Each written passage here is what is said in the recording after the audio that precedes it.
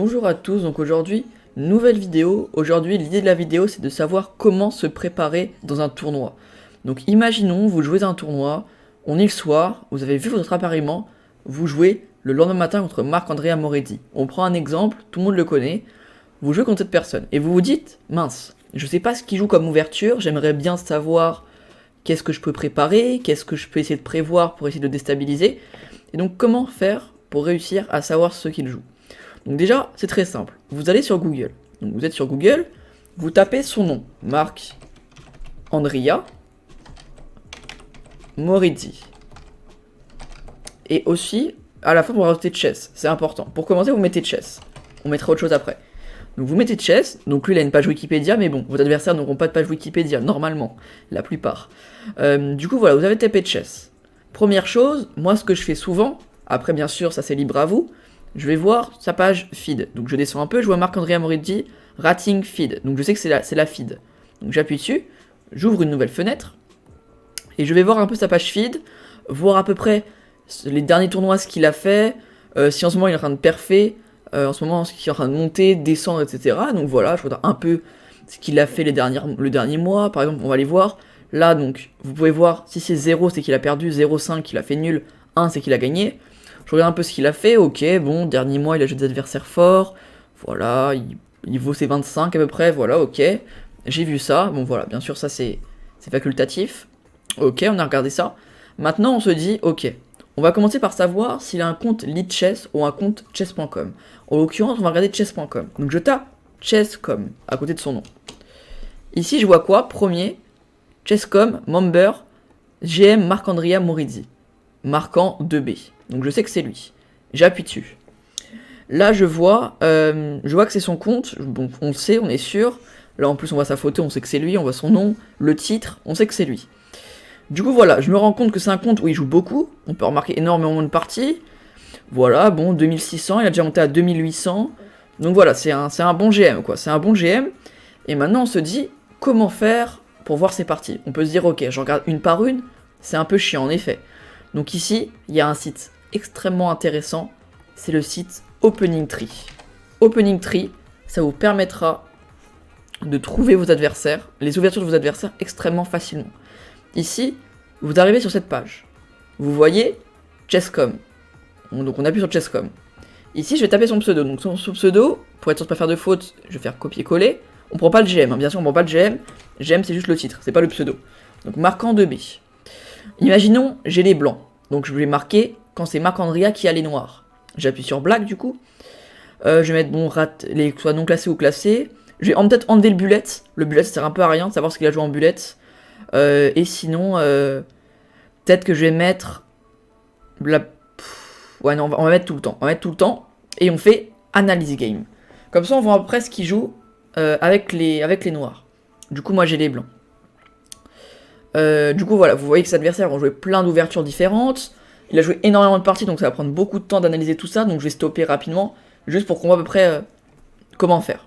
On va s'arrêter vers 1000. Déjà c'est un bon ordre de grandeur, 1000. Allez, on s'arrête à 1000. Voilà, on va le laisser tourner, mais on va déjà commencer les coups. Donc imaginons que moi avec les blancs je joue E4. Donc je joue le coup E4. Et là en fait, on voit toutes les parties de Marc-Andrea. Et on se rend compte qu'il joue beaucoup C5. Bon, il joue un peu de tout, mais la plupart du temps, il joue C5. Donc je me dis, ok, C5, c'est ce qu'il joue le plus souvent, on va aller checker ça, C5. Moi, avec les blancs, on va dire que je joue cavalier F3. Ok, Marc-André, il joue un peu de D6, un peu de E6.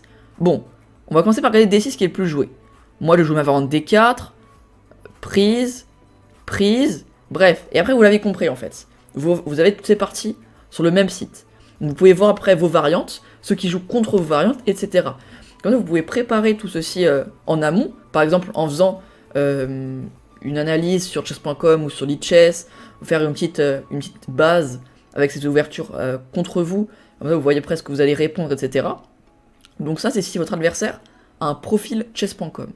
Mais souvent, vos adversaires ne marquent pas leur nom dans leur biographie chess.com. Là, en l'occurrence, il est obligé pour avoir le titre de GM.